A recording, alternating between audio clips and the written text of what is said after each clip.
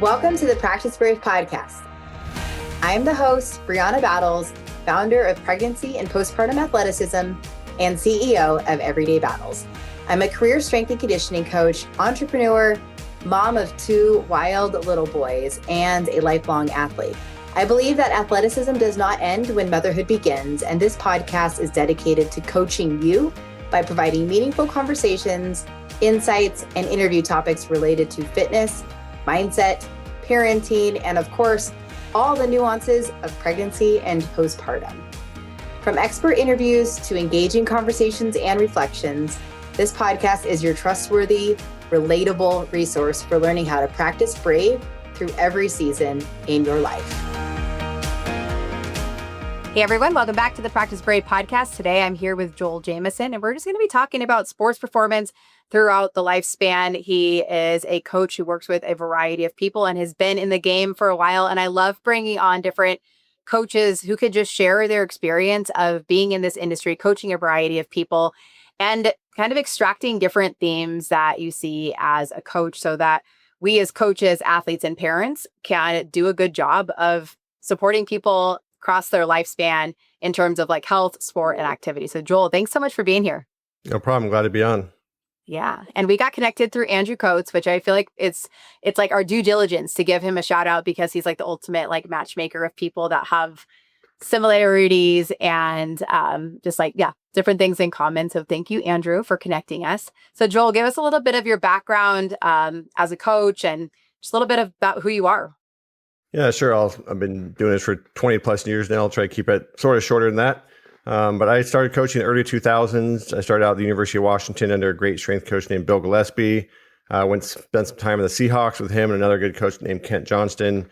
And then really decided I didn't want to play the game of always jumping from job to job in the NFL or as a pro sports coach. So I opened a gym in 2003. And it happened to be right next to an MMA gym called AMC Pancration, which is the famous Matt Hume, who in my opinion is the best MMA coach of all time.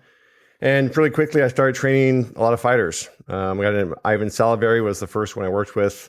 And he said, "Hey, can you train me for K1?" And I said, "Yeah, sure." And then I kind of had to look up what K1 was. I wasn't really familiar with the sport. So I wish I could have said I opened it next to them intentionally to train fighters, but just happened to be luck. So I was really early in that sport. It was, 2003 was kind of the just pre-explosion years. So we had a lot of great fighters coming over, working with guys like Chris Lieben and Rich Franklin, working with Pride and guys like Kaito Sakurai, going back and forth to a bunch of Pride and K1 fights, and just was a part of the sport, really becoming a predominant sport in the US from a niche sport. So that was really fun to see. At the same time, early in my career, I'd been introduced to what's now known as heart rate variability, or HRV, right around the early 2000s as well. So a long, long time before it became popular. It was used now with a lot of fighters to understand recovery and HRV and how these guys could prepare for fights and using technology and all that sort of stuff. I started a website 2009 called 8weeksout.com and I wrote a book called Ultimate MMA Conditioning. And I wrote it for fighters and coaches training fighters. And to my surprise, I started getting coaches from a wide variety of teams across the globe of different sports I would never thought of, kayaking and paddling and circus performers and all kinds of random people that weren't combat athletes, but they didn't have a good understanding of energy systems. And so I became kind of the energy systems guy for a long time, a metabolic conditioning guy. And then 2011, I launched an HRV system called Bioforce HRV, which is one of the first HRV systems in the market. Built a bunch of stuff for coaching around that, education on HRV, started working with some big fitness brands, Lifetime Fitness, Equinox, wrote some stuff for NSCA, did a lot of speaking, touring, all sorts of stuff, worked with groups in China, Australia, England, kind of all over the place, and just been building ever since. So I've worked with, like you said, a variety of athletes, from youth athletes, which I should mention, I trained a ton of youth athletes. I would like to talk about that actually, as I had my gym. So youth athletes was a huge piece of it. I built a huge volleyball program. Of course, worked with men's sports and soccer and whatnot, but I actually spent a lot of time working with female athletes and particularly youth female athletes. And that was really rewarding and something we can talk about. So yeah, that's the 2,000 or 20,000 foot view in a nutshell, hopefully. Well, that's great. So, I think working with MMA athletes is really interesting because it is such a unique sport where there's so many different physiological demands that they have to train for. And honestly, please correct me if and when I'm wrong with this, but I feel as if like the MMA culture, jiu-jitsu culture is so heavy on fight training that there's not always a lot of like focus on strength and conditioning, right? Like, cause they just want to fight. They just want to get in there and grapple. They just want to do that kind of training. So sometimes there's a little, did you feel like there was a harder buy-in to get people to want to do like strength and conditioning with you, or like hear what you had to say as a coach? I think it's interesting. It depends on the discipline. I think wrestlers inherently like doing a lot more strength conditioning. Jiu-jitsu guys seem to do a bit less. I mean, jiu-jitsu guys from Brazil tend to do a bit less than elsewhere. Yeah. So it really was kind of dependent on the athlete and the combat sport that we're talking about here. But fortunately for me, like I said, I was working with Matt Hume, and he oversaw all the skill training. I did the strength conditioning, and we were a combined integrated team. So it was not like we had to convince the guys to do anything. They were flying in from Japan or Brazil or all over the world to come train with us. So they weren't going to come train with us and not do what we told them to, fortunately. But I think in general, it's like you said, it's such a demanding sport. There are so many different skills. There are so many different things the athletes have to do. And then some of them aren't sure where to fit in. A lot of them aren't sure how to fit in strength conditioning, or they just kind of throw it in randomly as some hard intervals on a day or run it. Like they don't have a plan to it. They just kind of throw something in there, ad hoc. And that's usually not the best long-term recipe for success. Yeah, I've seen that a lot where it's like, well, I do like some lifting, but there's no like plan. Like it's just like it's sort of sporadically placed on a Saturday when they're not doing that on another Sunday, or, just on a day where they aren't totally prioritizing other training in a lot of settings where it's not as maybe all encompassing as what your dynamic was. Yeah. And the other challenge too is kind of as the sport was growing, you had a lot of strength coaches trying to get into it. And then you had athletes at the pro level, they would have different coaches. And so they would segment too much. They'd have a boxing coach or, a striking coach. They'd have a grappling jiu-jitsu coach. Then they'd have a strength conditioning coach. And they often weren't even talking to each other or didn't have a cohesive plan, because sometimes the athletes would be going to 3 different gyms. They'd be going to striking gym. They'd go to grappling gym. They'd go to strength conditioning gym. And none of those coaches were communicating. And the strength conditioning coaches who were working with them came from a background of team sports. And they just saw that athlete as any other athlete, not realizing they're basically in season all year round. You're never really off season as a combat athlete. And so you had just, a lot of combat athletes that took that approach were just getting beat up. They just had way too much volume, too much intensity, no cohesiveness, and you saw it take its toll. So I think there was a lot of, and there still are a lot of problems around that, unfortunately. Yeah, I was going to say, I mean, you were like there in the early era of noticing some of those tendencies where, there's in other sports, there's off seasons, there's more periodization, kind of like different cycles essentially. But in combat sports in general, and I see this a lot in jiu-jitsu, which is more of my world, where it's like they'll just train for competitions year round. And it's so easy to get, when you're in that culture of like the fight culture or MMA culture, jiu-jitsu, where you're like, well, this is just how it is. Like we're just kind of constantly always training for the next thing. But that's also why we see such a high incidence of injuries and just like kind of chronic nagging pains, because we're not really training to peak and then deloading and like cycling that up. And it's really, to this day, I still feel like it's a major, major challenge in that scene. Yeah, I think it 100% is. And I think it just kind of goes back to, like I said, the demands of the sport are so intense that there's no time where you can just take a break and focus on just strength conditioning or whatever, like you can in other sports. And I kind of started to fall in that trap when I first started training Ivan. Like I said, the first guy, I kind of made the same assumptions, like, oh, I can train this guy like I train my other athletes. And not too long into that, I said, I need to go train with these guys to really understand the demands a lot better. And so I started training the sport myself. And then I quickly realized, like, wait a minute, these guys are not like a football player in the off season or any other athlete. Like, these guys are busting their ass 3 to 5 hours a day training their sport, 5-6 days a week. And you can't treat them like another athlete. And so that was a big, huge eye opener. And then plus I was using, again, heart rate variability, looking at their recovery, looking at the whole thing. And you just realize it's a very different game to train a combat athlete than it is really any other athlete out there. Yeah. Elaborate more on that. Like, what did you see with like HRV and like your own like self experimentation, but also what you were seeing with some of these really high level athletes? What were you seeing? Yeah. I mean, look, you basically see that the athletes can't take 5 to 6 days of really hard training and sparring. And that's what a lot of them thought they needed to do. I think that they have this mindset, or a lot of them do, that you just come in, you bang it out, you go as hard as you can, you spar, you roll, you grapple, you do all these things, and then you lift or you do your conditioning and you think you can recover from that. The problem is you can for a while in your 20s. A lot of these guys are late teens, early 20s, mid 20s. They can start getting away with it. But as they age, it catches up with them. And that's why you see fairly short careers aside from the nature of the sport itself. And so it took education. And again, fortunately, Matt Hume is one of his strengths was watching an athlete train, talking to the athlete and understanding what they needed or what they didn't need for that day and adjusting as necessary. And that's really what our approach came down to, is having a plan, but always being willing to be flexible with that plan, using, again, just coaching skill and talking to the athletes, looking at the data, looking at the plan, having that all there. And, that's, I think, a big part of why we're so successful. We went years and years and years without any fighter ever having to pull out of a major event. When you had that happening every other weekend, it seemed like in the UFC, there was some top, fight being canceled because one of the athletes got hurt. And we were fortunate enough to avoid that. Not that we didn't have injuries, but we didn't have fight-ending injuries and career-ending injuries and those sorts of things. So it really just reinforced you have to take care of yourself for the long term, and you have to be prioritizing recovery, not just treating it as this afterthought or taking a week off after a fight and then jumping right back into it. So everything we did was about programming the weekly structure around recovery and making sure the athletes were not going week to week and just degrading over time. Well, that is so ahead of the times for especially the MMA community, because even still, I feel like we see the more is better. And if you're not training hard all the time, then you're not getting better. Like that the only way to get better is to train really hard. And oftentimes I'll say like, man, like the culture and the belief systems of the MMA and jiu-jitsu community feels like it's 20 years behind. Like it's just like repeating what their coach told them instead of what we actually know about strength and conditioning research. And I think it's sometimes hard. It's hard for me being an athlete in the sport, even knowing better from my coach brain, to sort of like check the athlete brain and approach side of things, just because of the culture that you're immersed in. Yeah, and that's why I think using data, using HRV, looking at resting heart rate, whatever you want to use, a heart rate training during your rolling sessions or training, it all matters because it gives you a lot better perspective of where you're at, where you're trying to go, and making sure you're on that path. And you do have people making an effort here, like Duncan French is the head of the UFC Performance Institute. He's put out a ton of good stuff. He's got some huge resources you can download for free if you look into it. He's got a whole bunch of stats and data on that, and he's a friend of mine, and he's done a great job trying to educate the community. If you go to the UFCPI, they have a massive amount of stuff for recovery. They've got everything you can possibly think of.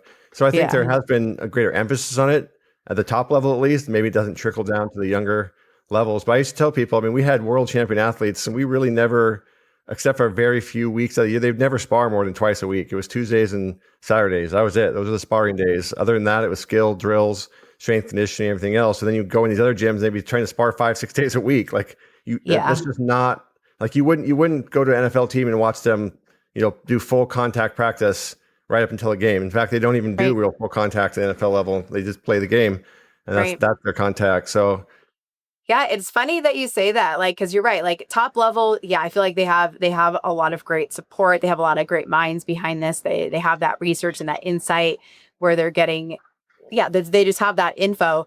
But I think practice at more of like a recreational level, you don't always see that, and I think that's the battle, is like we are getting more and more people interested in combat sports, more kids interested in combat sports. So now they're starting at an earlier age, coming up in this sport instead of like starting, in their teens. And it's just, I think it's going to be interesting. And I love what you're saying about like looking at the data to know how to like guide training, which we know from strength and conditioning, but I guess tying it to that world is a different story sometimes. Yeah, it's just the sport's still evolving. It's still early. I mean, it's progressed a lot from 2003, 4, 5 when I first was getting started, but it's still got a long ways to go. I mean, these other sports have been around for just a longer time. But look, I mean, kids these days and other sports overtrain insane amounts too. I mean, we can talk about this, but when I was training the volleyball athletes and building a volleyball program, I mean, those kids were, young teens, mid-teens, and they were going from high school to club and to camps and never taking a break. And, we were seeing non-contact injuries all over the place, and like 14-year-old girls who were tearing ACLs and doing all kinds of stuff from just overuse, at their early teens. So it's not just combat sports. I think it's just the mentality, unfortunately, that more is better seems to be a thing we latch onto. And ultimately more is not better if it's worse. Right. That's so true. Yeah. I mean, we definitely see that a lot. I have two little boys, and they're both like one's 11, and I'm feeling like at his age, I'm really starting to see that where kids are starting to like specialize more. They're like, well, we just play baseball, or we just do football and like this club team for this, but it's all the same sport. And even as a coach, and even like, and I will like die on the hill of like training as many sports as you can for as long as you can before they like quote specialize. So my boys are playing a lot of different sports, but you do start to see these kids specialize in one sport and they get all the specific lessons, like on pitching lessons, for example. But then by the time they're like 14, 15, they're injured or they're burned out. Like you see Yep. both of those things as more common than them riding out the sport for a long period of time. Yeah, like the problem is it's become so competitive. You have to Yeah. make the right club team, then you have to get, recruited for the right college. And so kids are pushed into these specializations pretty early. And then the other thing I think on top of that is PE programs are either non-existent or not what they were.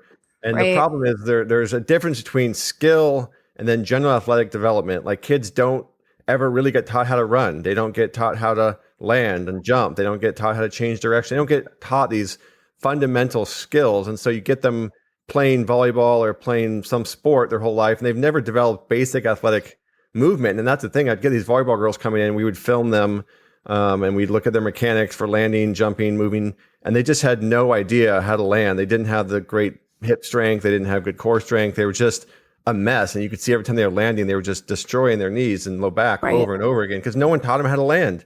No one Yep. taught them how to jump. No one taught them these basic skills. And then you put them in a volleyball program where, again, they're playing school, then they're playing club. In between those two, they're doing camps, they're doing tournaments. Like they're just playing volleyball basically 11 and a half months out of the year, 2 to 5 days a week without basic movement skills. And again, you get to the point where they're in their high school years where they're the most likely to, get their recruiting or get recruited by the college, or the only time they can get recruited by college, and they're just beat up and they can't play the big tournaments, or they have to take half the season off, or they're burnt out mentally and they just don't want to do anymore. So Yeah. I think the problem is you just take this very short-sighted approach of I'm going to really go 100% with my daughter and get her into everything possible, which is their parents mean well, but it comes at the cost of where they're developed down the road. And that's what takes the biggest hit, which is unfortunate because they have to be performing their best in their high school years, later high school years, they're going to get recruited. But by that time, they might not have it anymore.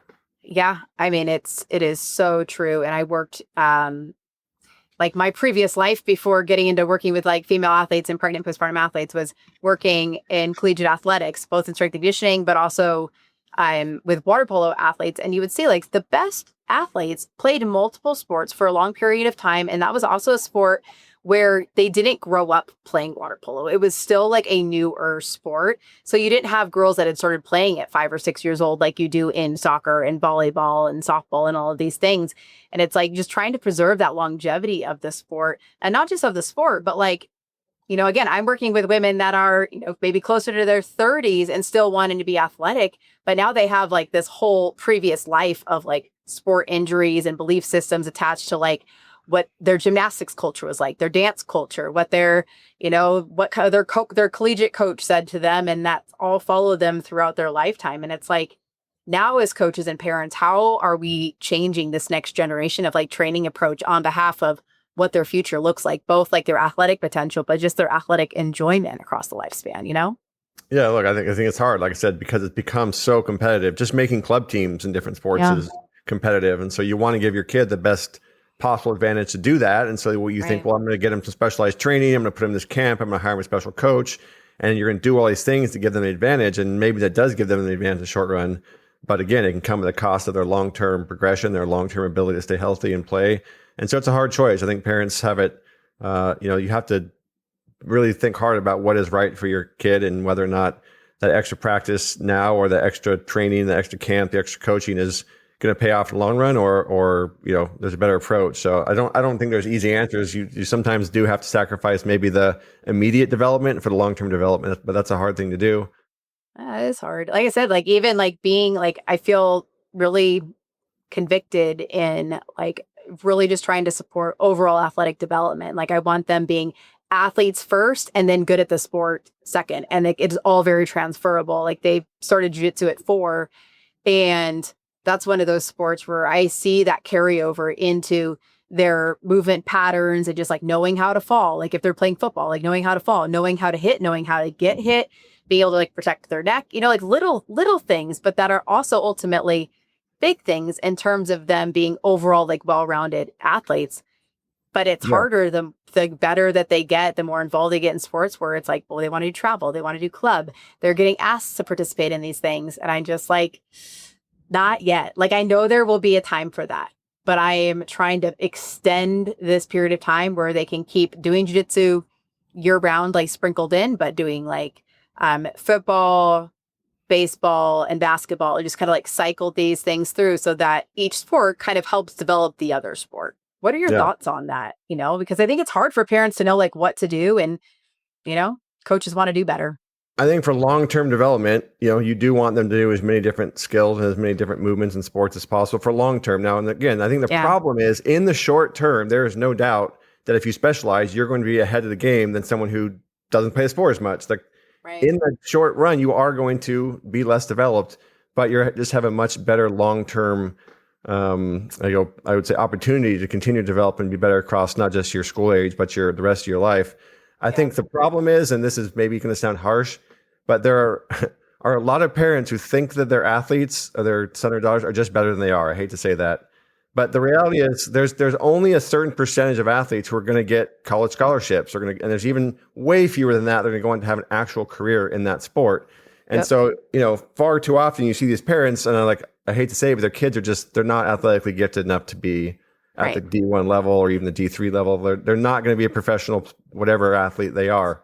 Right. And so if you recognize that, maybe your outlook's a little bit different, and maybe you are a little bit more understanding of not pushing them to their limit when they're 12 or 13, because that's not going to pay off for them if they're not going to, you know, pursue it for the rest of their lives. So again, I know it's kind of harsh, but I think that the reality is the best athletes will always win out. Like they'll rise.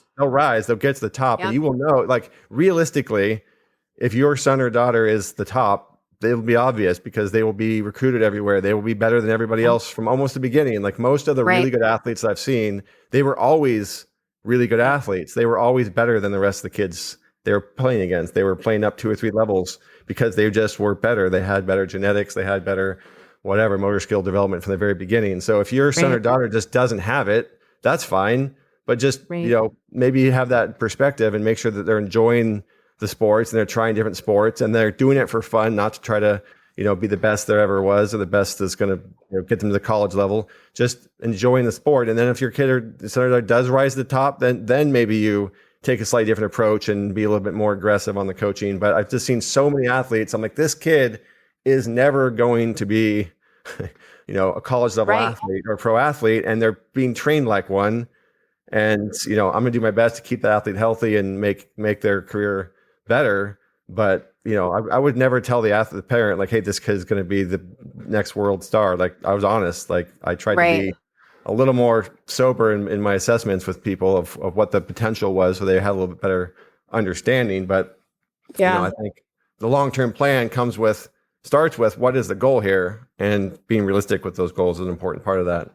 Totally. Managing expectations, especially of the parents, because sometimes it's more so driven from the parents than it is the freaking kids, you know, and it drives me crazy. It's almost always the parents. Yeah. I mean, that's the problem. I mean, how much do you struggle with that? Like working with these like youth athletes, is that like the biggest pain in the ass of your job right now? Or like, what is that like for you? It's always hard. It's setting I think setting expectations is important in general. It's the same thing with anyone who comes in and says, I want to lose 10 pounds. And you're like, that's going to take longer than a week, right? Like people have very distorted expectations in general based on social media and based on all the things they've heard or seen, or just their skewed perception of what's possible with the human body. And so I think that's where a lot of coaches go wrong, is they'll either play into those expectations because they want to sign that client up, or they want to get that athlete started training with them. And so you kind of feed some of those, like, we're going to do this, we're going to do that. It's going to be, you know, it's easy to, I don't know if oversell is the right word, but it's maybe easy to not be extremely specific in what is possible and what isn't possible. And so I always try to start there, you know, and I think if you are honest with people, you tell them what to expect, how long it's realistically going to take,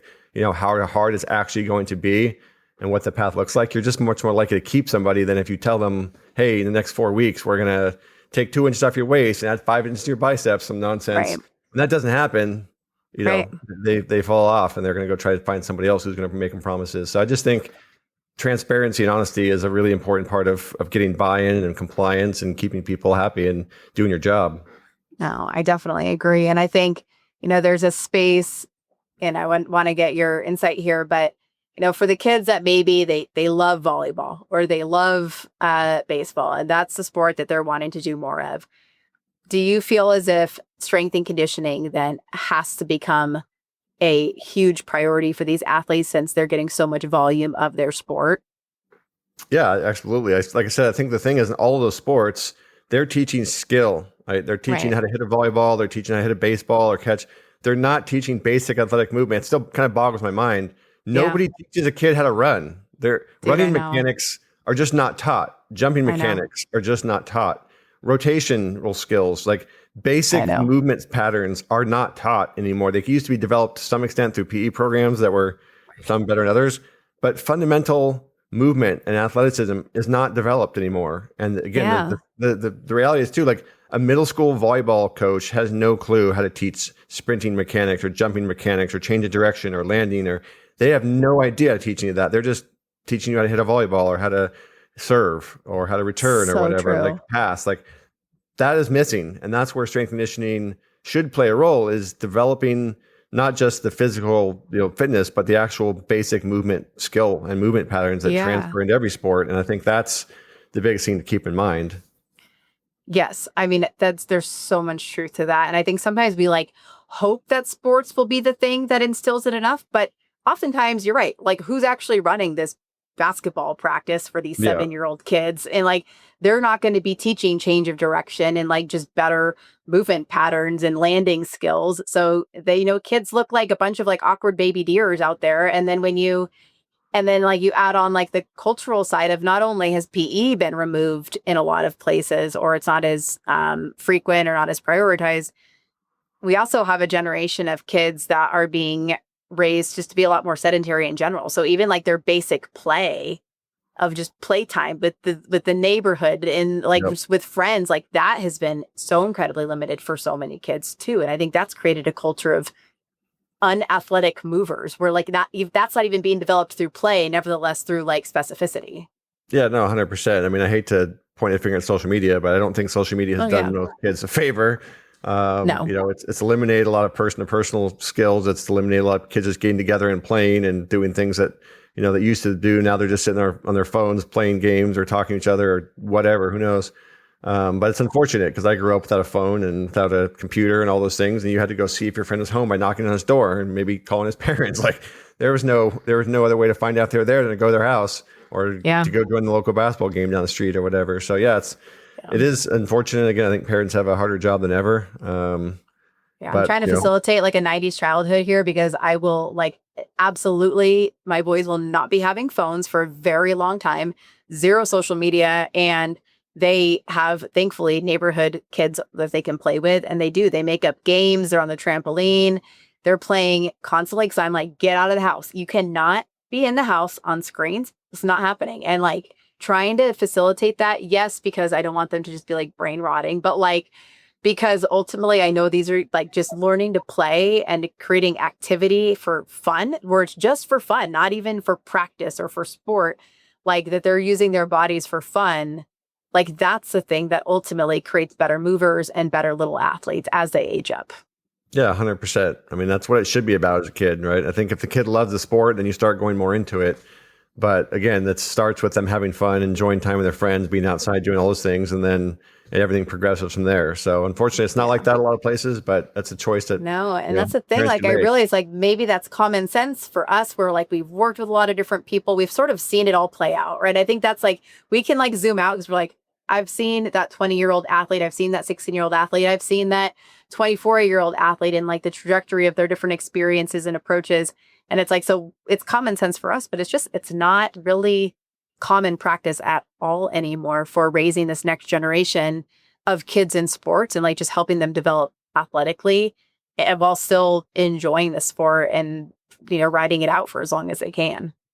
Yeah, no, I agree. It's unfortunately, it's just kind of lost that part of culture that we had as kids, and it's up to parents to try to make the right decisions so they can, fix that as far as their family's concerned. I live kind of outside of the city area, and I see kids riding around their bikes and doing stuff out Yeah. here that I never saw when I was living in closer to the city. When I was living in Hawaii, during the winters, you'd see all the kids in Hawaii out surfing and jumping in the water and riding their bikes up and down the beach. And, just such an outdoor environment that the kids could be outdoors all the time. I think there's so much to be said for just that side of the kid's life versus, always being on the court or always being in practice and all those sorts of things, which are an important part of it. But if that's their entire life, I think they're missing out on not just physical development, but social and everything else as well.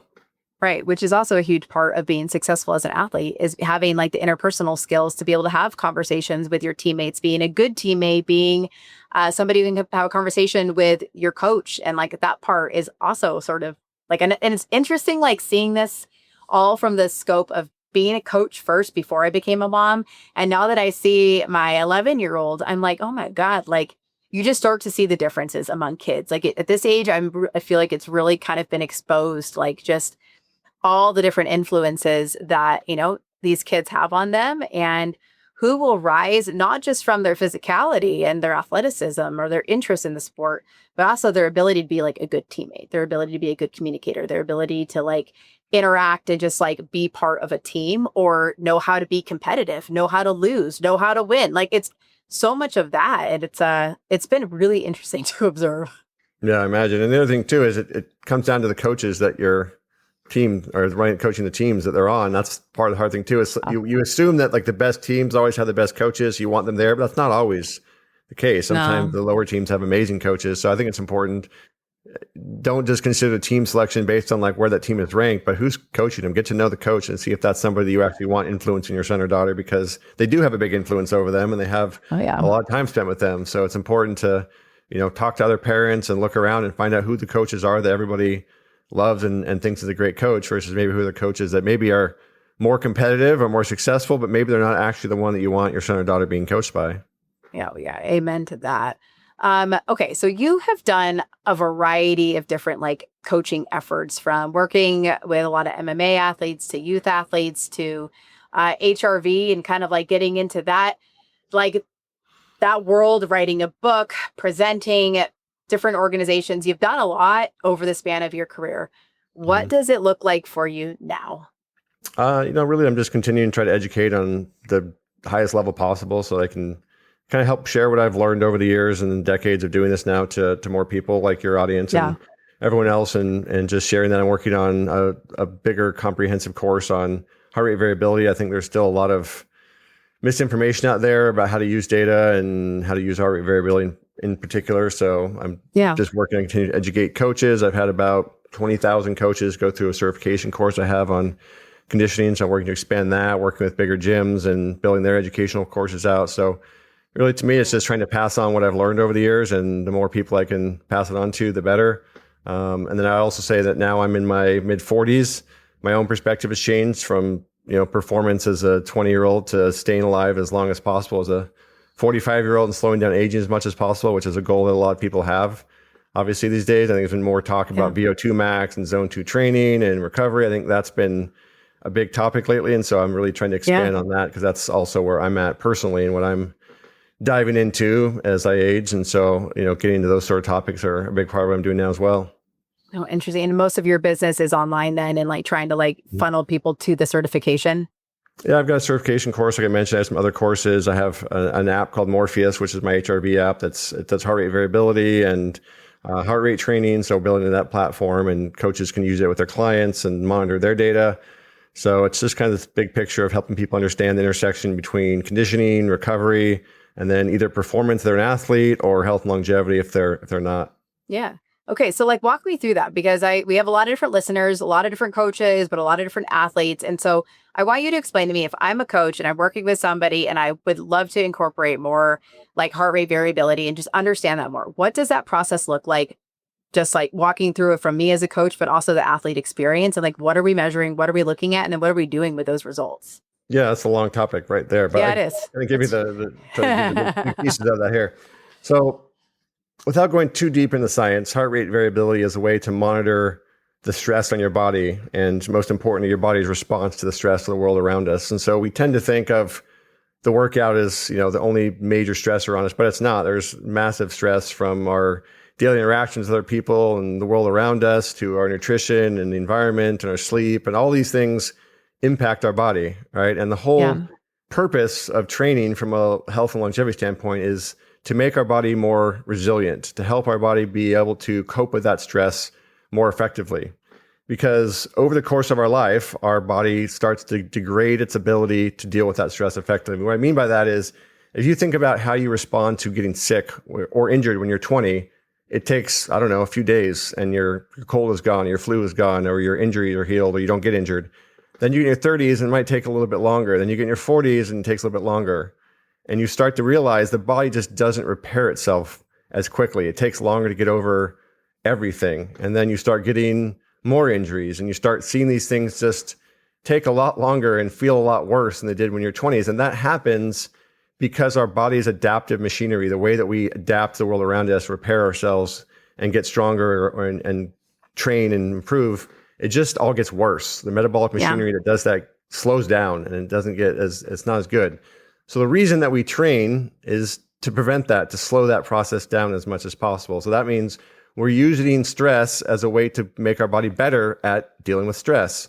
And HRV, because it's showing us and giving us an insight into how well our body is recovering, how resilient it is, and how that's changing over time, it just helps us make smarter decisions about volume, load, intensity, frequency, methods, exercise, all that sort of stuff.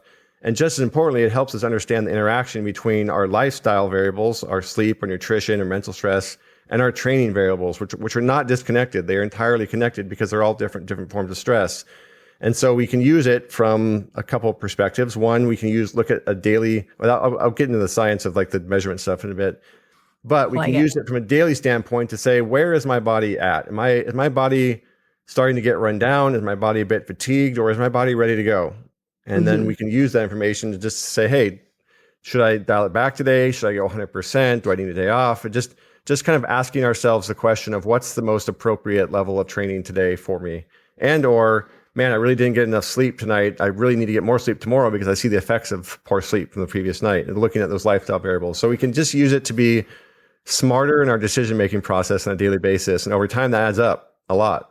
If you make just a little bit better decisions every single day over months and years, those decisions add up to huge improvements and changes. The second thing is we can look at heart rate variability along with other things like resting heart rate and different performance markers to say, are we actually improving? Are we actually getting better towards whatever aim that we have? And it's relatively easy when it comes to strength. We know if we're getting stronger. We know if the scale is going up or down, if we're trying to change our body weight. But a lot of people on the metabolic side don't really know, am I actually getting more fit? Like maybe things feel a bit easier to do than it did last month or whatever. They don't have an objective gauge of, is my metabolic conditioning improved? Is my aerobic system conditioning? And this is where looking at long-term trends in HRV and particularly resting heart rate, which are usually measured together, can just give us a lot of information. Are we getting better? And if we're not, what do we need to change? And if we are, then we just keep it up. So in that sense, what we're trying to do, like I said, is make smarter decisions and then get information about whether or not we're improving or not, which goes back to making smarter decisions if we're not. So in the big picture, that's what we're trying to use data for, all data, but that's particularly what HRV is really, really good at. On a practical level, there's different ways to measure it. Generally, there's two categories. There's devices that you wear overnight that give you an overnight average. I think those are a lot better at the trend side of things, like I just mentioned, and really not very good at the daily picture.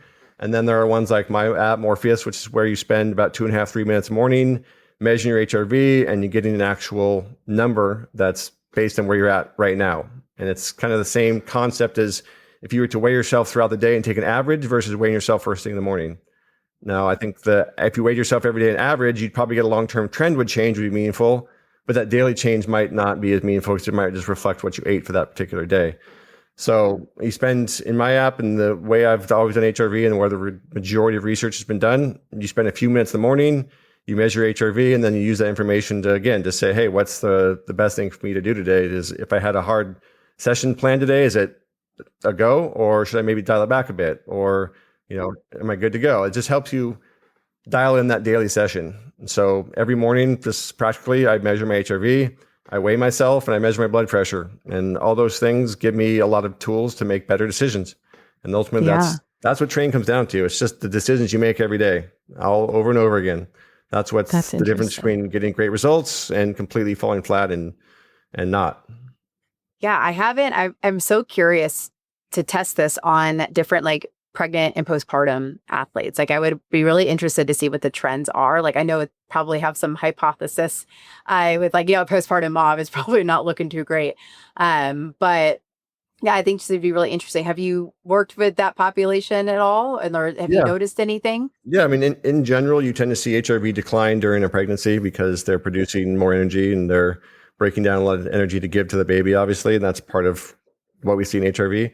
But also everyone's different. And the goal is to really kind of prevent that degrade as much as possible. It's going to happen for most people. But if you're doing the right things, you're getting enough sleep, you're managing stress, you're eating well, staying fit, those things will slow that process down and your baby will be healthier and you'll be healthier because of it. So it's a really good barometer of, again, I think the best way to put it is resilience. You want to be as resilient as possible. You want your body to be as good as possible at coping with everything you throw at it. And that's where HRV is showing us how well your body is doing that. And if you can maintain your HRV higher level as you age, you're more likely to slow that process of aging down and you're less likely to have, crippling diseases and injuries and all the things that we don't want to have. Yeah, I think that's a really great point because it's like, this is something that we can measure and that we can look at, that if we're really trying to have the longevity conversation, which is certainly trending on social media about, this sauna and this red light and all these different things, but like physiologically, like what are we doing? What do we have control of? What are the trends that we can look at now and then just like play a long game towards it, Yeah. Again, that's the thing. All those things can be used. Those are tools, right? Like those are tools, but the question is how much, like number one, do you need them? Number two, how much do you need? And number three, are they working? And you can't really answer that without HRV very effectively. Yeah. You can't really see the end result of whether or not my numbers are going in the right direction and whether or not things are having a positive effect. And you can very easily overdo those things. They're all forms of stress, just like training. And if you do too much or too little, the results aren't what you want them to be. So that's where, again, having real data and real metrics to look at just help guide that process. And if you don't have them, the reality is a lot of this is just guesswork. And some people are better at guessing than others. And there are, ways you can make informed decisions without data, but it makes it a lot easier if you have it. Right. Especially like just to get data so you can start like noticing your own trends. Like, there's a sentiment of like, I'm just listening to my body, but most of us don't really know what to listen for, or we don't really know how to listen to our body. We're pretty, as athletes, like really programmed to sort of push through. And then we're not always smart with our training. And then it shows so shocking when, you're injured or you feel like shit and like you don't feel like you're recovering or you just kind of chronically have issues. When this is sort of a way to like hack ourselves, that's not even that hard to do. Yeah, no, like you said, I think people want to believe that they're in tune with themselves.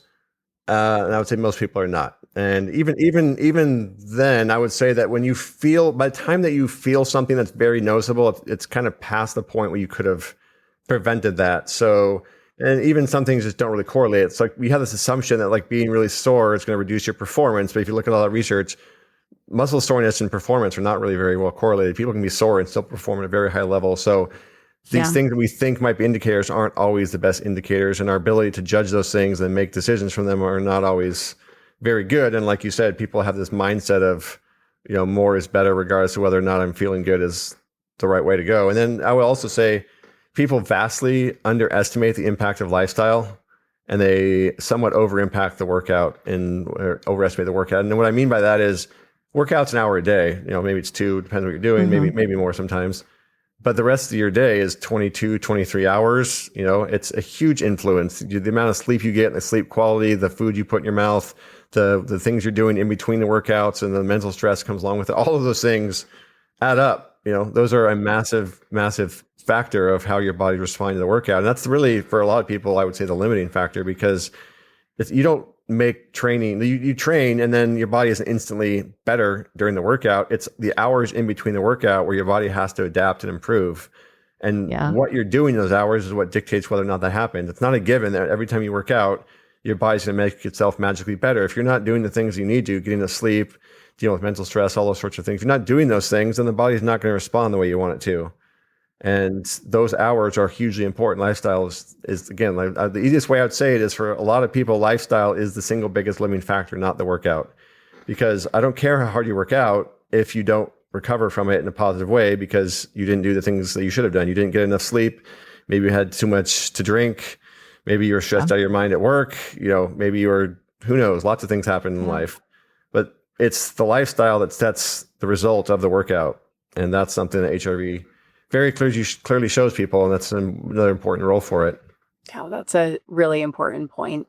And I have to say, like, your background is purely strength conditioning, right? Was that like your educational background? Was that in that realm?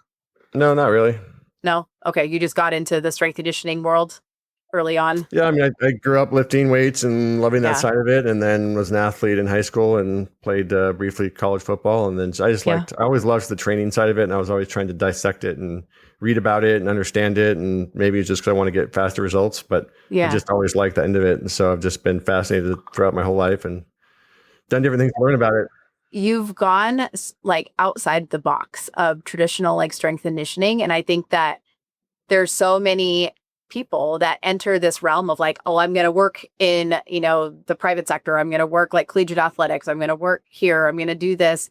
And what I think is really interesting is you were really ahead of the game of being like visionary and entrepreneurial in like seeing something and then creating something within this realm. And I don't feel like our industry, they're starting to do that more, but I don't feel like that traditionally was the pathway for so many people in this realm. Yeah, I think for me, it just came down to realizing how much I didn't know. And I think that's the first thing you have to understand is no matter how much you know about the human body, there's so much more that you don't know. And for me, it was always about how do I get better as a coach? How do I train people more effectively to reach their goals? And in order to do that, you really have to start studying the body from different perspectives. You can't just read strength conditioning books. I hate to say it. There's a wider realm. And so one of the first influences I was really impacted by was a guy named Dr. Robert Sapolsky. I would highly recommend everyone write that name down and do one of two things. He's got a book called Why Zebras Don't Get Ulcers. And that book is really about how the body responds to stress and what stress is. And he's studied baboons and researched them for decades to understand the stress physiology behind it. He's a professor at Stanford. And that book is really eye-opening because it's just, again, you just have a broader picture of strength conditioning, health, fitness, all these things when you understand the common denominator underlies all of it. The human experience is stress. And if you don't understand that, you're missing out on what all the stuff is doing. And then if you don't want to read the book, which I do recommend reading, he's got his entire human behavioral biology course from Stanford online for free. Like you can go through literally the same. It's just a lecture series that he did at Stanford on all these different areas of human behavioral biology, which is super fascinating. He's a tremendous speaker and lecturer, incredibly knowledgeable, like one of the pioneers of stress research or the best out there for sure. And at first you're like, what does this have to do with fitness? And then the more you watch it, you go through it, you listen to him, you read, you go through his material, the more you realize, again, that the stress part of life is the most important part if our goal is to be healthier and perform well and do everything. And so I think that just sent me off in directions outside of the traditional strength conditioning world is more of the biology end of things, because if you don't understand basic biology, then the strength conditioning you have a big gap in your understanding of what we're trying to achieve.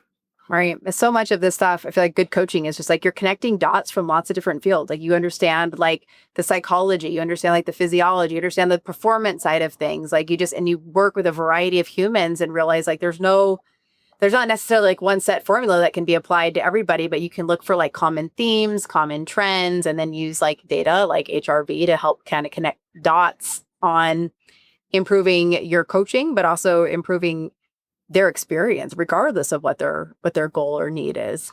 Yeah, no, exactly. That's what it comes down to. It is a lot of coaching is connecting dots. And I would say a lot of coaching is education and helping people connect their own dots. And I would say the single biggest thing you learn when you go through all of this stuff and you look at data, you look at just human beings, you read the studies, you look at stress research, we're all different people. Like we all have different genetics and different environments across our lifetime, and we're very unique. And so I think the unfortunate part about fitness is it's a very copycat field, and especially with social media, like, oh, I see this person doing this, or this person's talking about this diet, or this person's taking this peptide, this person's doing this for sleep, this person, like, that's fine. I know. But that's not you. And maybe that's the right thing for you. Maybe that's the wrong thing for you. And you can find out by trying it. But I think just assuming that because somebody else is doing something that's effective or it's the right way to go is a misguided approach. You have to really learn what your body responds to. And I think you have to learn what it responds to in a sustainable way, not just for the next 8-week diet or fad or whatever. You have to figure out who you are as an athlete or as an individual and follow your own path. And if you do that, you'll have ups and downs, but you'll be on a much better track than just copying whatever everyone else is doing on Instagram, or just jumping from one fad diet or one fad training thing to the next. And as a coach, that's what I'm always trying to reinforce for people is you are unique, and what you need and what's best for you is not the same as me or anyone else. And you have to find that out for yourself through trial, error, and education, and a constant, constant desire to learn about yourself. Yeah, because that never goes away. And then what you need in one season of life is going to be totally different than what you might need in another. And it doesn't mean that's necessarily your forever. Like your homeostasis is kind of seasonal, it ebbs and flows with you. And when I work with the athlete moms, I'm like, you can't compare yourself to what you were doing at 25, because now you have a whole other human to take care of, and your body's been through a significant physiological change. We can't go back. We can only move forward. So how do we do that in a really strategic and intelligent way that kind of honors this transformation? It's a big deal. We can't undermine it. Yeah, 100%. And again, that's where, number one, it starts with having that mindset of, I'm not just going to copy what I find online. I'm going to learn about what works for me. And then how do I do that? Well, I start by having some sort of framework of tracking what I'm doing to see if it's working. And then I have some sort of way of trying things and approaching things from a sustainable way, rather than recognizing maybe I don't need to get the fastest results in 4 weeks. Maybe I want to get the most sustainable results over 4 months, and setting tangible goals that are achievable and tracking them, and, having an actual foundation of being intelligently guided in your programming is the way to do it. And then again, like you said, over time, you're going to learn more, and you're going to adapt, and your body's going to change, and you're going to keep learning, and you're just going to keep that process in play. And I think as a coach, I'm much more successful if I can help them understand that than to just tell them what to do every day, because that's not really sustainable for the rest of their life. And then for most part, and I'd rather teach them how to look at the big picture of their life and everything else, and learn how to put all the pieces together themselves. Yeah. Well, I think that's, speaks to why you've had so much success in it, in your run as a coach, and the work that you've done in a variety of ways. And I think anyone who's listened to you has learned a lot today. So I really appreciate you sharing your time and your knowledge. Where can people learn more about you and the work that you do? Sure. You just place 8weeksout.com, number 8, and then weeksout.com. I've got courses, certification. They learn more about my Morpheus HRV app, all that sort of stuff. Through that website. One thing that did come in mind is, if you're a parent out there, you want to learn more about youth athletes. I get asked all the time, where do I learn about youth athletes? I hate to say this, but there are not many great resources out there. But the one I always recommend is a book called Children in Sports Training by a guy named Josef Drabek. He's a Polish guy. I believe you can find that book on Amazon, just Children in Sports Training. It's a very, very good book that talks about the development across different age groups and gives specific exercises and principles. It's the one resource I basically say every parent or any coach that trains youth athletes should read. So of course, go to my website, 8weeksout.com, but then also go to Amazon or wherever and get Children in Sports Training if you want to learn more about that end. And then Sapolsky as well. Yeah, I definitely appreciate that scope. And I think it's so important for fellow coaches to learn from people like you who have been in the game for a long time and evolved what you're doing in the game too. And I think that, it's really transferable, coach to coach, athlete to athlete, and a lot of value here. So Joel, thank you so much for sharing today. No problem. Happy to come on. Thank you so much for listening to this episode of the Practice Brave podcast. If you enjoyed the show, please leave a review and help us spread the work we are doing to improve the overall information and messaging in the fitness industry and beyond. Now, if you are pregnant and you are looking for a trustworthy exercise program to follow, I have you covered. The Pregnant Athlete Training Program is a well-rounded program for pregnancy with workouts for each week that are appropriate for your changing body. That's 36 weeks of workouts, 3 to 4 workouts each week, and tons of guidance on exercise strategy. We also have an at-home version of that program. If you are postpartum and you're looking for an exercise program to follow, the 8-week postpartum athlete training program would be a really great way to help bridge the gap between rehab and the fitness you actually want to do. From there, we have the Practice Brave Fitness program, which is an ongoing strength conditioning program where you get new workouts each week and have a lot of guidance from myself and my co-coach, Heather Osby. This is the only way that I'm really offering ongoing coaching at this point in time.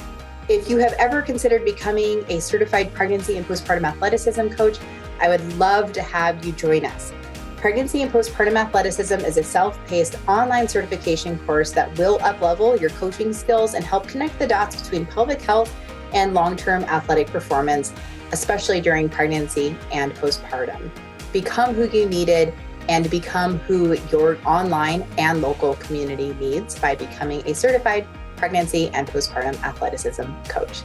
Thank you again for listening to the Practice Brave podcast. I appreciate you, and please help me continue spreading this messaging, this information, and this work.